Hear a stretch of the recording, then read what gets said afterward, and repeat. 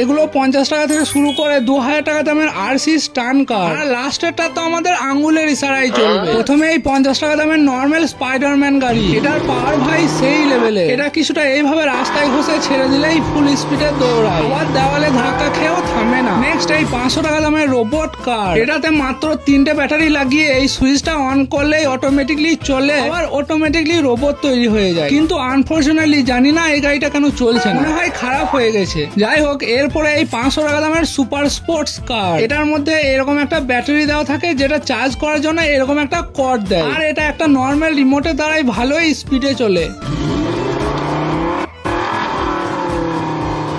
Next এই 800 টাকা দামের আরসি মনস্টার, রাস্তা খারাপ হোক বা ভালো ভাই এটা সব রাস্তাতেই চলে, অফ রোডিং গাড়ি বলতে পারো। আবার এর পিছন দিক দিয়ে এইভাবে ধোঁয়াও ছাড়ে, এটার পাওয়ারও ভাই খুব ভালো। লাস্টে আসা যাক এই 2000 টাকা দামের আরসি স্টান কারে, এটা আঙ্গুলের ইশারায় কিভাবে চলে, কি কি স্টান হয় সবকিছু জানতে এই নিচে দেওয়া এই লিঙ্কে ক্লিক করে ফুল ভিডিও দেখে নাও।